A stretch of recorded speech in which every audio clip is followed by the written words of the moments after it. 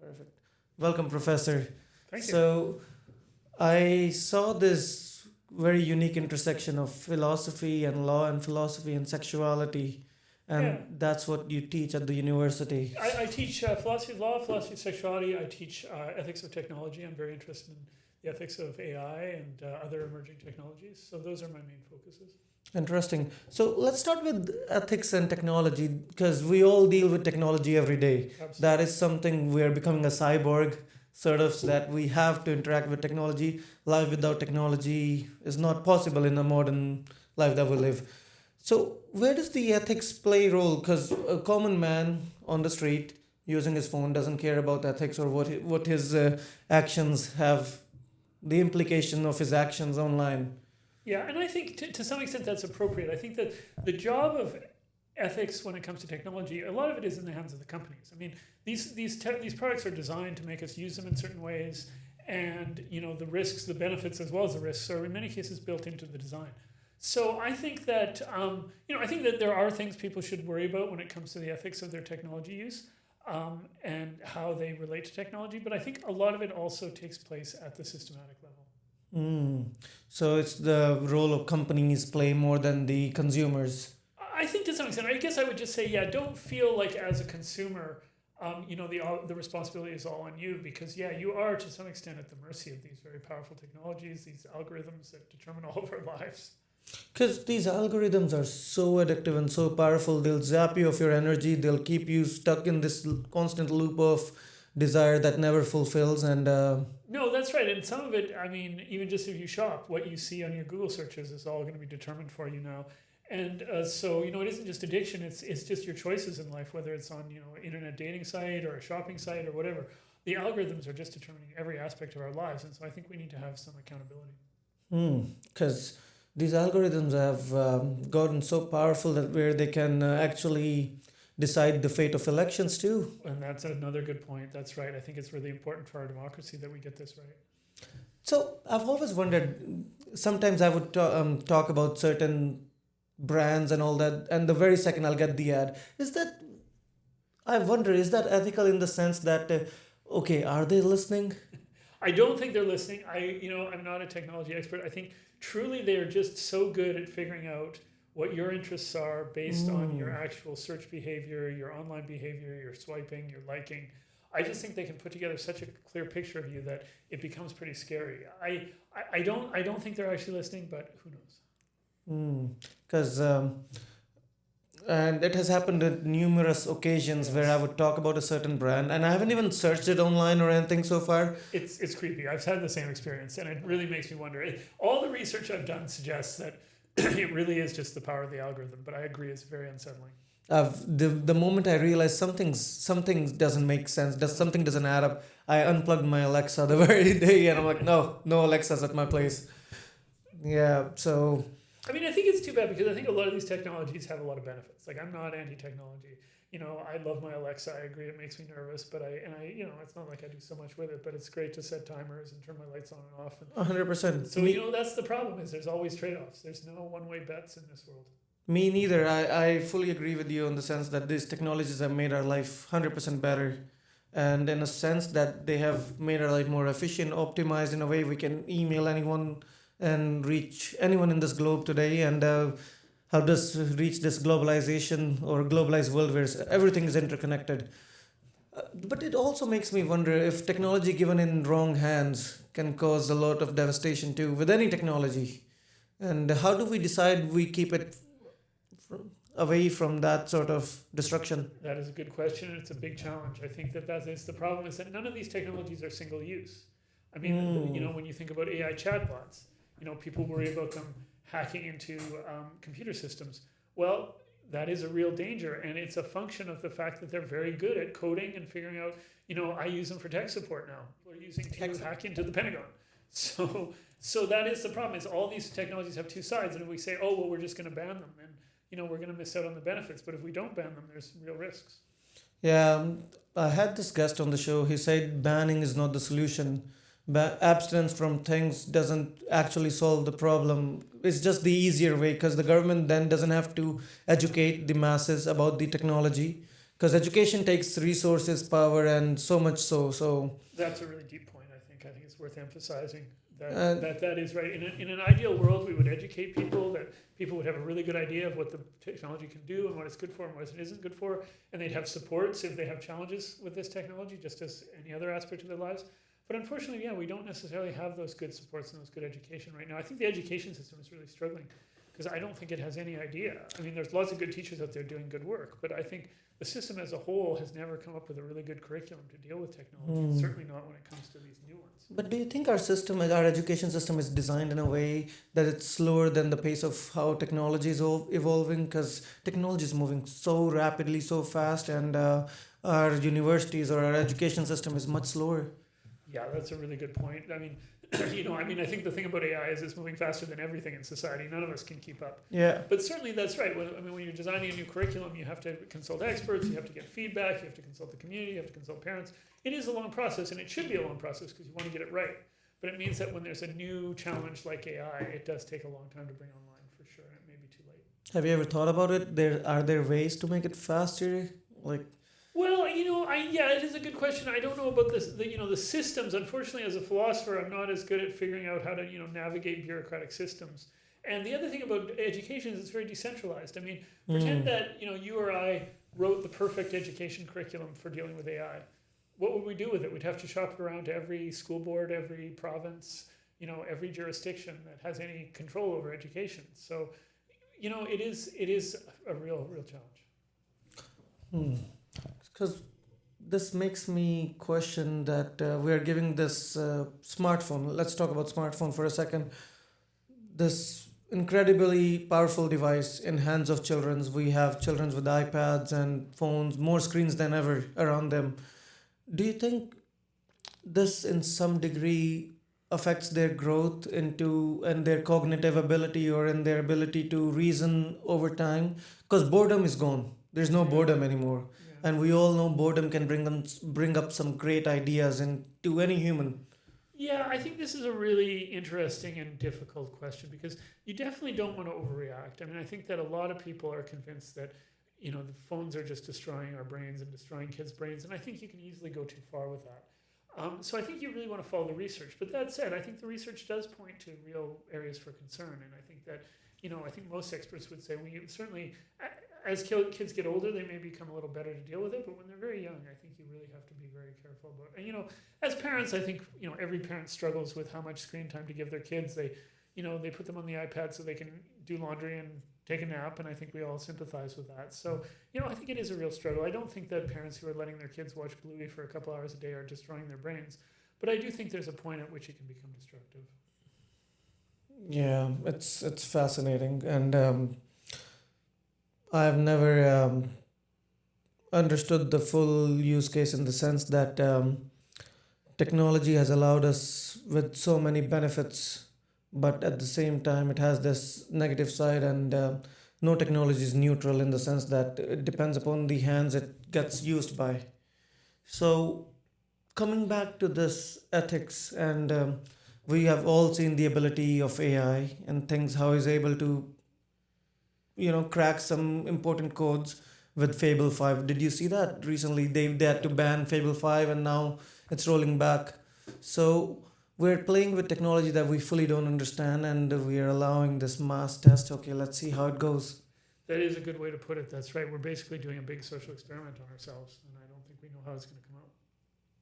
And with this social experiment that we are doing, do you think it's making us less antisocial, or it's increasing the level of? I mean, it's funny because when I look at teenagers today, they aren't less social. They're just social in a different way. For them, something like Instagram or Snapchat, this is their means of socializing, and or just sharing memes with each other or whatever. This is really how they connect and how they stay connected. And so, I don't want to say, oh, just because kids are socializing differently than I socialize, therefore they're not socializing or they're socializing worse. I think they're adapting. I think kids are pretty adaptable. I think young people are pretty adaptable. So I don't worry about the actual socialization piece of it. I think that kids are staying connected in various ways. I do think there are some more specific things to worry about whether there is links to anxiety in the way that people socialize online, whether it makes bullying easier or whether it makes, certain kinds of body image problems worse. I think there's those kinds of challenges. I think you brought up a very cool point. We all think that the way we socialize is the only way to socialize, like back in our childhood days or our teenage life. But times are changed, and we have this technology around us now that is very much incorporated into our lives. And kids are finding their own way to be social in a sense. And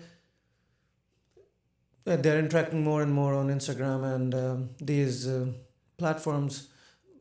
And but the challenge is these platforms amplify negative more than they amplify positive. I think that is. I mean, they certainly amplify a lot of negative. I don't know how we balance sort of more and less, but there are a lot of real negatives and real risks for sure. I don't want to deny any of those. And there's something about this human nature or human experience that we are more inclined to look for the negative. Maybe it's our evolution that when we were out of the cave in the jungle, we were looking at what's going on? What's the negative part? Because I need to survive and I need to make sure that I don't get caught or, Yeah, I really can't speculate where it comes from, but it is true. There's at least we do know there's certain things that our brain is powerfully attracted to in these technologies, and the technology companies are very good at figuring out what those are. And is there a connection between how these algorithms are designed and how the sexuality is playing role and how that is ever evolving? Yes, I mean I think there's different ways to look at it. So on the one hand, I think actually when it comes to sexuality, technology has been a powerful positive thing in that it's allowed people with different kinds of identities to find community and explore their ideas, and it's just allowed a lot of people to connect who wouldn't have connected otherwise. I mean, I remember trying to date before the era of online dating. It was very difficult. So I think on balance, technology has had a lot of benefits for people's romantic lives and their sexual lives and sexual identity. But yeah, I think it has obviously presented some challenges too. I mean, I think when it comes to internet dating, people are feeling pretty exhausted. How so? Well, I just think people feel, I mean, this is actually one of the things I'm really interested in is I think people feel like they're being sort of, you end up, when you're online dating, you end up very commodified and you end up commodifying other people. You tend to view people in a sort of superficial way because that's all the information you have. And so I think people are just sort of feeling like they're just, one more item on the grocery store shelf when it comes to dating. Just another swipe. Yeah, that's right. So I think there's some disillusionment. I think that people are still obviously meeting and falling in love and connecting, and I think that's great. They're using the technology to do that. But I do think there is some real fatigue out there too. Interesting. Have you seen those new shows that are coming out now? Like there's live dating that has been done on Friday nights, Saturday nights, instead of doing club nights. Right. These clubs in Winnipeg are doing, what do you call it, fast date and all that. Speed dating. Speed dating, yes. And I think it's because of that. We have tried That's right. Bumble, we have tried Tinder, and now we want that back, social connection, physical. Because part of building a relationship is a lot of physical aspect too. Yeah. So. Yeah, I agree. It's hard to. It's hard to judge someone based on 300 words in a picture. So I can see the appeal of speed dating. I've actually tried it myself, and it wasn't ultimately that successful for me. I didn't find that it's very easy. It's very much easier to get a sense of someone as a person in 3 minutes than it is just swiping on their profile. So, but I do understand people. I think it just speaks to the fact that people want to make real connections in real life. Because do you think it's because when I approach a woman or a partner, there's visual clues, there's physical intimacy, and those sort of indirect or direct signals which is missing online, and that our dating or our ability to make relationship or bonds with our person is getting hampered in some manner. I think it's different. I think it's a different situation. I think you have to make different judgments. I think that with online dating, I think you have to just sort of stay very open to people and try to meet people, as many people in real life as you can. So you have to kind of be up for that. It's going to be more of a numbers game. Sorry, I guess I Sure.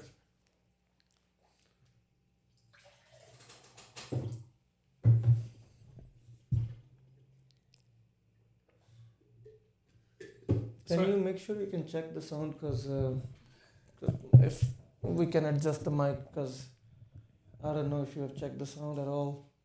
No, most of the time he's right. Okay. Anyway, as I was saying, yeah, I think that online dating can be a bit of a numbers game, and I think that's one of the reasons people are exhausted, because you just have to go through a lot of different people and maybe meet a lot of different people, so you can get exactly those kinds of cues that you might get if you met someone in real life just right off the bat. This also makes me wonder that this can cause another problem, which is going through so many. It's a numbers game, like you said, online, that we go through so many people and see which one fits the best. This will raise the bar of expectation too. Okay, I need this in order to have a perfect partner. While we all know there is no such thing as a perfect partner. Yeah, I think that's right. I think that part of it is just going in with the right kind of attitude, which is just, that's right. When you're meeting people from all kinds of different backgrounds and all kinds of different situations, and you don't know whether you have anything in common, I think you just have to stay really open and see. And I think you're right. I think that is a mistake sometimes people make going into dating, and maybe it's more prevalent when they're doing online dating, is to have the list of things. And I think you see that when you see people's profiles. This is what I'm looking for. Boom, boom, boom, boom, boom, boom, boom. Rather than saying, here's who I am, this is the kind of person I am, and here's what I'm open to. And yeah, I mean, if it doesn't work out, you can move on to the next one. Well, making something work out is another option, which we have undeniably given backseat. Making something work out, not to the point where it gets toxic, but to the point where it can actually work out and blossom into something more beautiful. Yeah, I don't think you want to cut that off, for sure. I don't think you want to look at the situation online and say, oh, well, there's always, because it is true. I mean, you go onto one of the apps, there's always 100 people more on there that you might connect with. So I think it really is important to keep in mind that the next person is not always going to be better.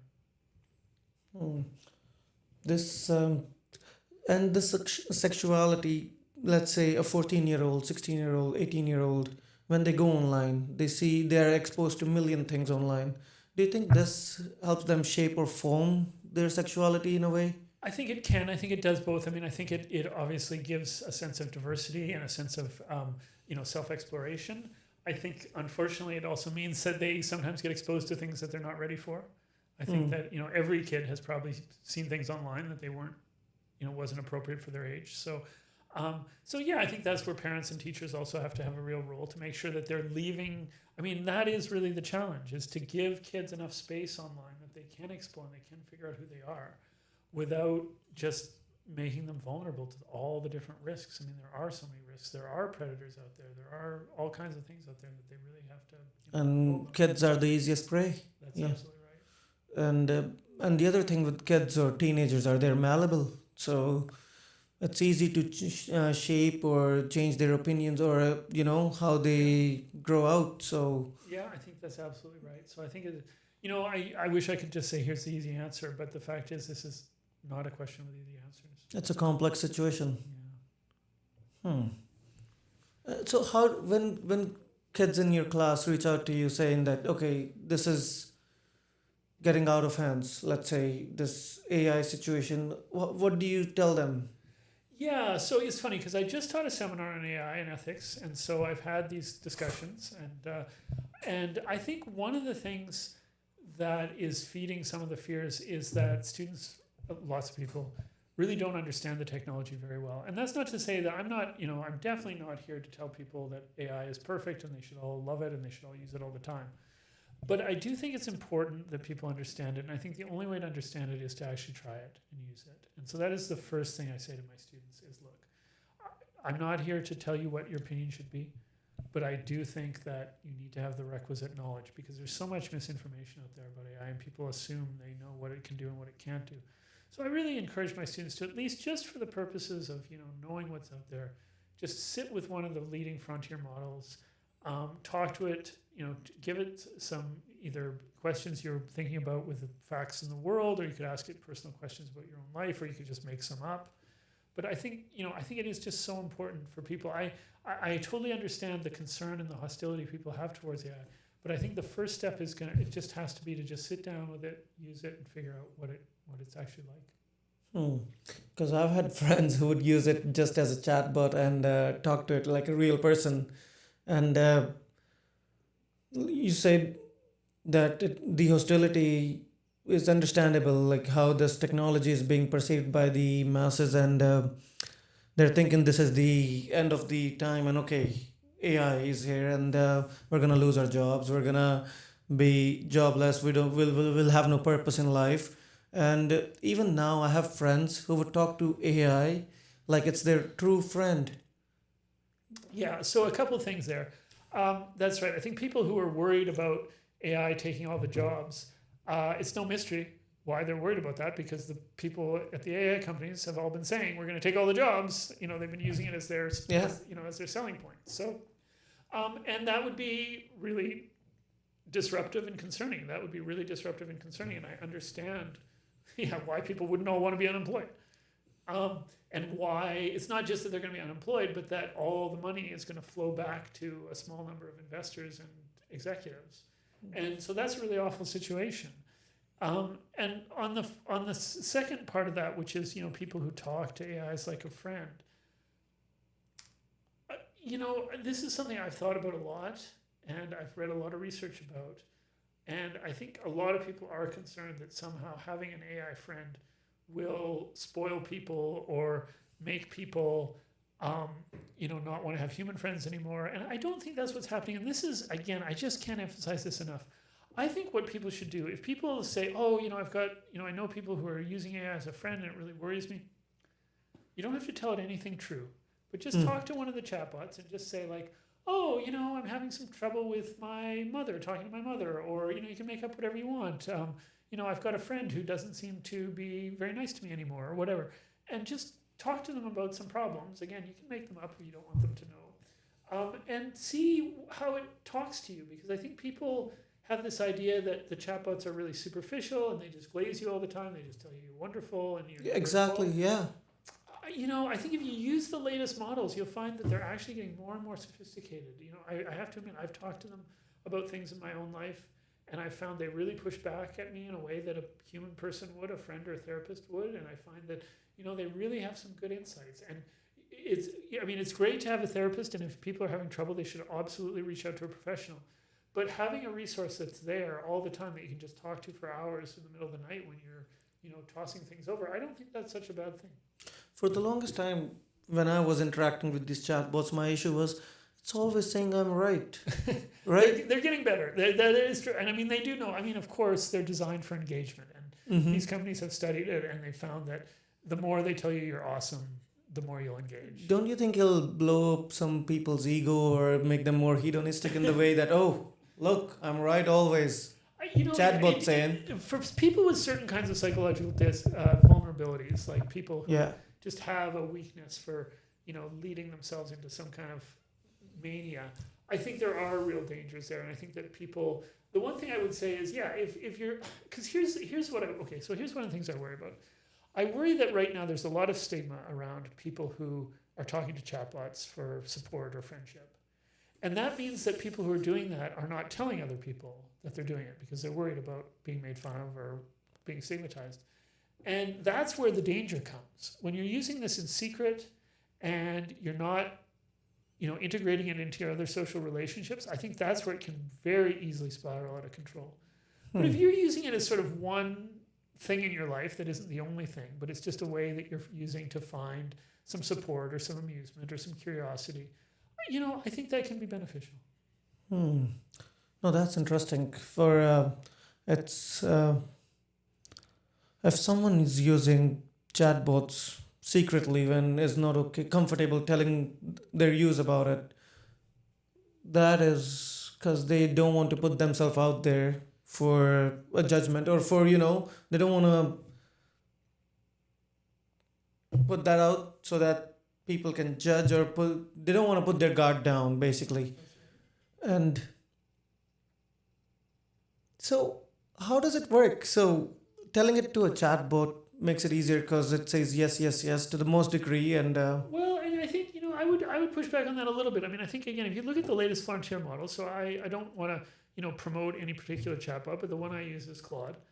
And I find that it's actually willing to tell me some pretty hard truths that even some of my friends wouldn't be able to tell me. And sometimes it'll just tell me, like, you know what, I don't think we should have this conversation. You're just spiraling. You're just, repeating the same things that you've said 100 times that aren't true. And so I think you just need to go to bed or take a walk. And I think people would be surprised. Again, I think when you actually use these chatbots, you may find, and if you use especially the latest models, the frontier models, I think you may find it's different than what you expect. Because I've caught Claude lying to me multiple times. I would take its help in helping me produce these podcasts and all that. So I would allow Claude to analyze my audios so that it can come up with the pointers. One time, I gave him this particular command, and he wasn't able to open the file for some reason. And he said the name of the file was, let's say, hope. And he automatically made things up. This file is about hope, and how the guest is talking about hope and faith. And well, dude, you're lying right now. You want to hear a funny example, actually? Because I heard about this book called How to Talk to Your Dog about the fall of the Byzantine Empire. And so I asked AI, how do you talk to your dog about the fall of Constantinople? And it said, talking to your dog about the fall of Constantinople is a complex, sensitive subject. To have an effective conversation, set a calm, relaxed environment, use a slow-soothing tone, and rely on simple analogies. Keep it brief. Dogs have famously short attention spans. Focus on the big picture, such as Sultan Mehmed's capture of the city and the shifting of empires. And it just goes on and on like that. So, did you try it? Did you try telling your dog? I thought that might be a waste of time. I must admit. So it's not perfect, and you have to double check everything, and there is a big gap between different models sometimes. I'm not here to say that this is 100% reliable or that we can just relax, because I think there's lots of concerns. But 100%, and it's a new piece of tech. We'll see how it evolves, and eventually we'll find ways to tweak it, make it better, and it's an ongoing process. But coming back to this new technology, and now let's talk about law. How does this intersect? Because we have seen Australia banning social media use outright for kids. And so if one developed nation is doing that, there's a good chance the others will follow. Well, and Manitoba's proposed it. I mean, we're talking about it just in this province. So I think that, what you said about how education is slow, I mean, the law is very slow too to move in response to new technologies. And I think the law can sort of lawmakers can sort of go from one extreme to the other. I mean, I think at the beginning of this process with both social media and AI, there was a real sense that we needed to keep our hands off of it. And then all of a sudden, lawmakers woke up and said, oh, there are some concerns.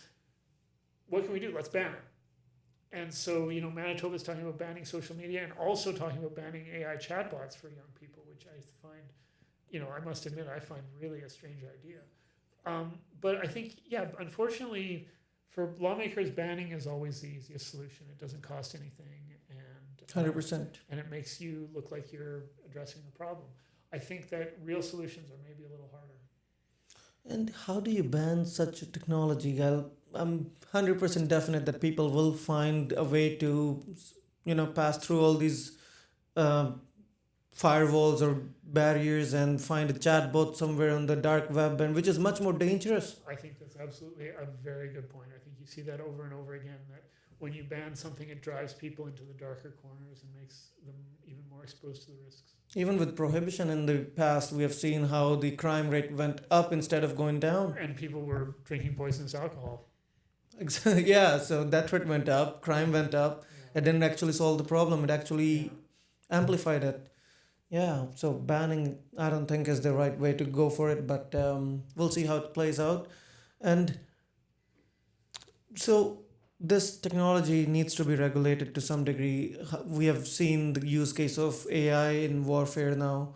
There has been reports that says that, okay, Claude was used in planning this attack. Grok was used to find targets. And if this is what technology was supposed to do, aren't we developing a monster?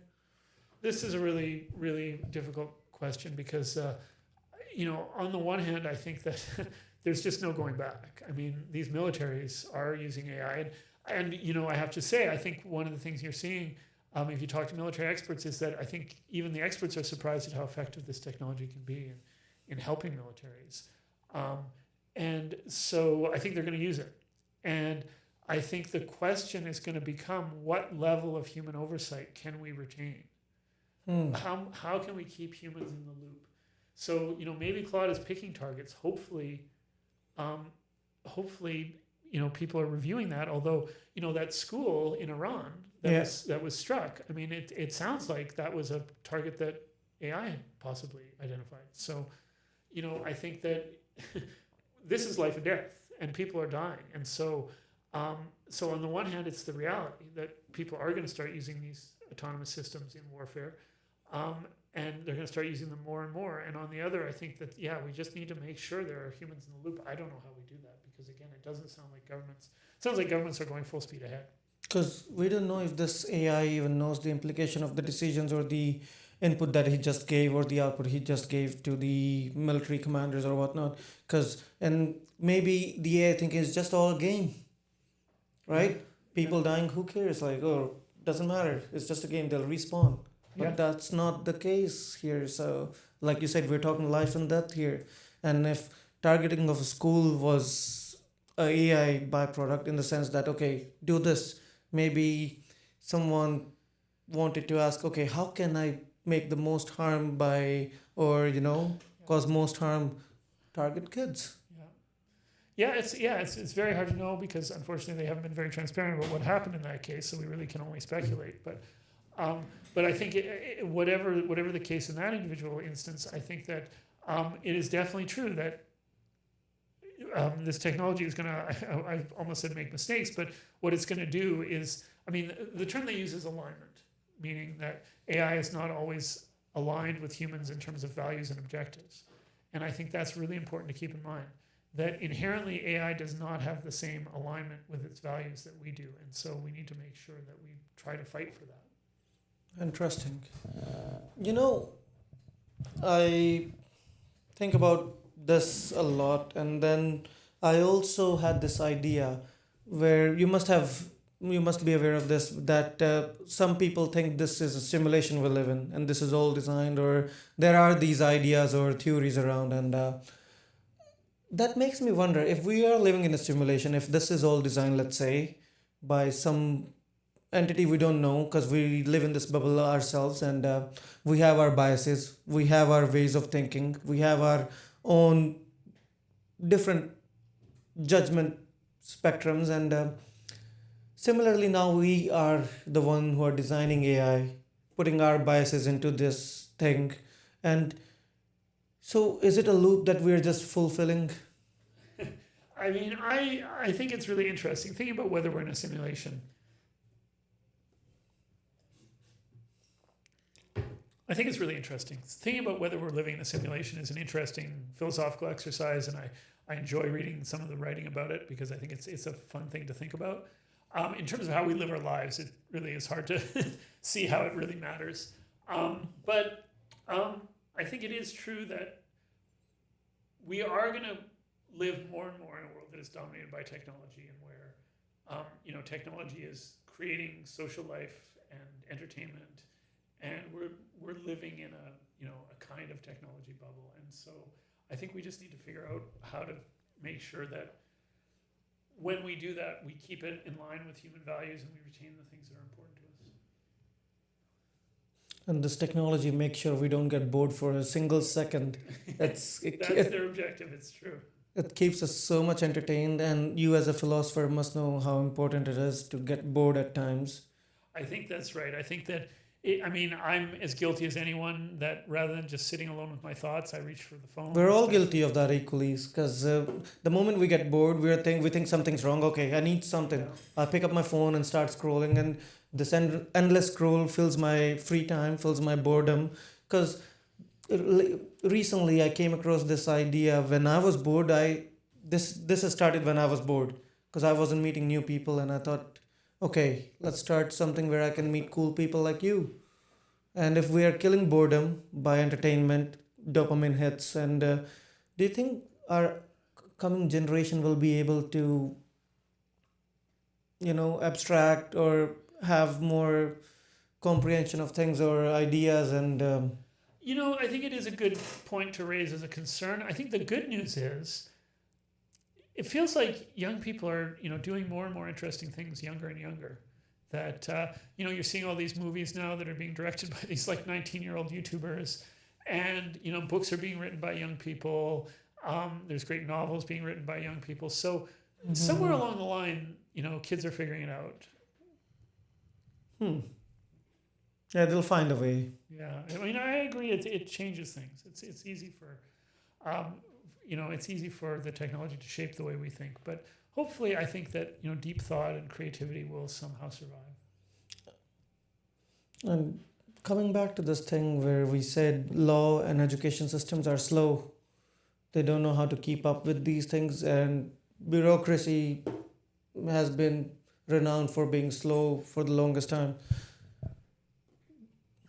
Will law be able to keep up with the pace of how the AI gets more advanced, and we comes at a point where much behind in regulations and rules that safeguard the interest of public?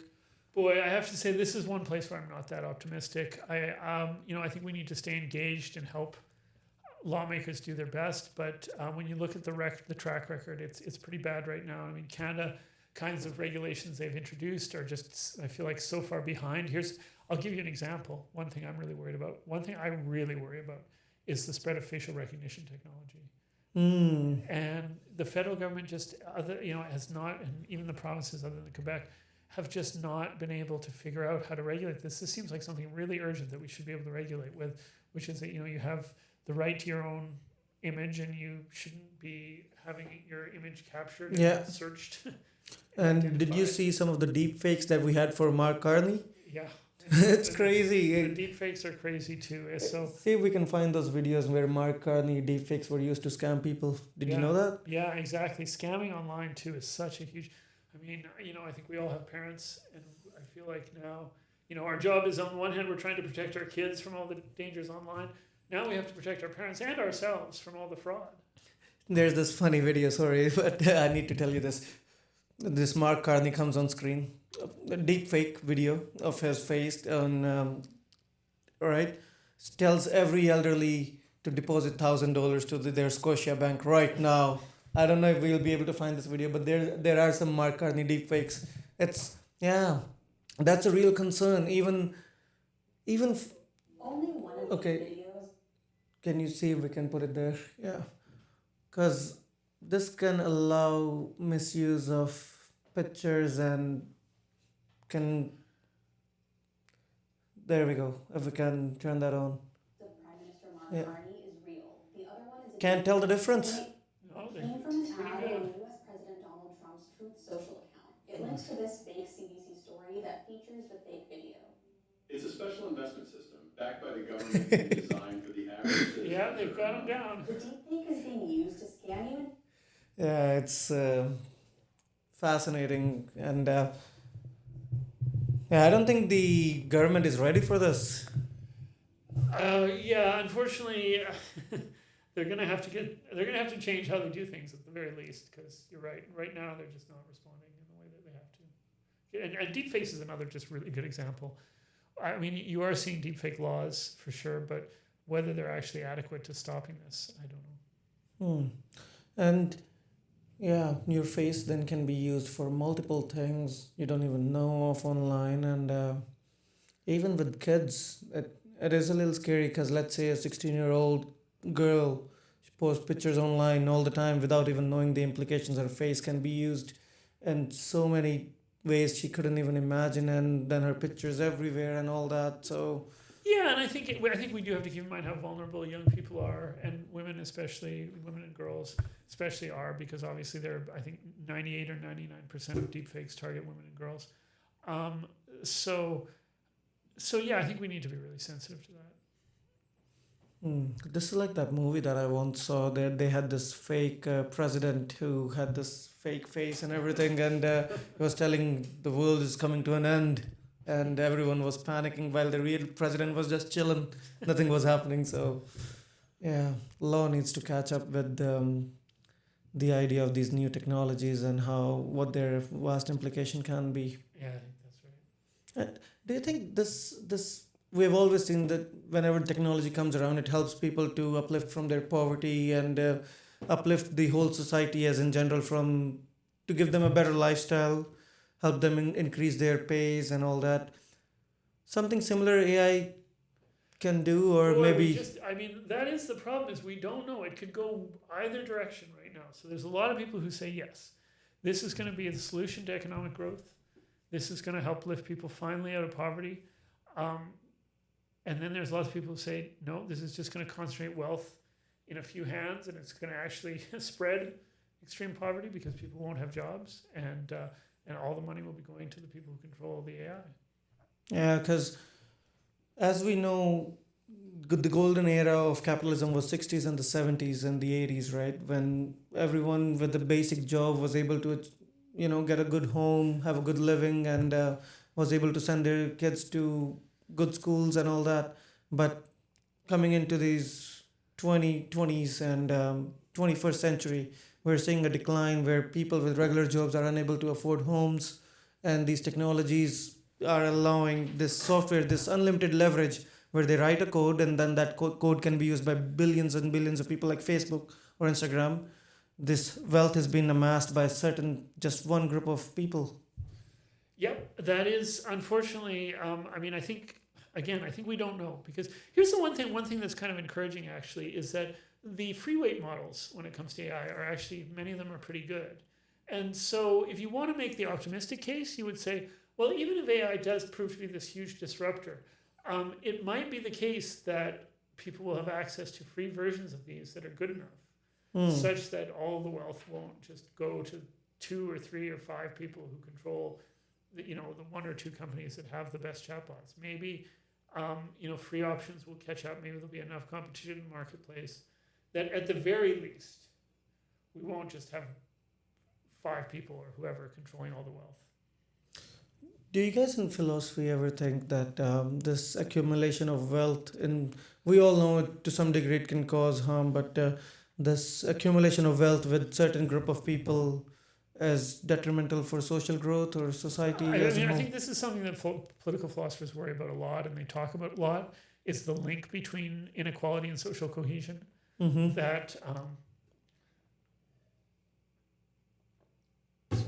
the link between inequality and social cohesion, that when you have, so there's one philosopher who talks about skyboxification, which I think is an interesting term. Skyboxification? So what he means is, once upon a time you went to a baseball game, you went to a football game. Uh-huh. If you were a CEO or if you were a plumber, you sat next to each other, you spilled popcorn on each other, you got to know each other. Yeah. Now the wealthy people are up in their skyboxes, and they never even interact with the actual people in the peasants. Stand. The peasants, exactly. So yeah, there's another movie that showcased this. It's very fascinating how our imagination, we think of these science fiction ideas, and then eventually and slowly they become a reality. We somehow are led towards those thoughts, and in this movie, they had this floating city for the rich, for the elites, and the peasants would live. Yeah. So skyboxification. Yeah. Apply to the whole society. Yeah. I think we make these technologies without knowing the implications in the long run. And that's absolutely true. And none of us know the implications in the long run. I mean, when we look at a technology like AI, it truly could go either direction. It could truly be world changing and help us deal with global warming and help us deal with inequality, or it could burn up all our coal and all our resources to feed the data centers, and it could take all our jobs, and it could hack into all our banks and spread disease and do all these other things. So yeah, we just genuinely don't know. Listen, Professor, this has been an interesting conversation. Well, I've really enjoyed it. Thank you. And I think we have given the audience quite a few gems to think about, and yeah. Well, that's great. Thanks for coming. I'm very happy to do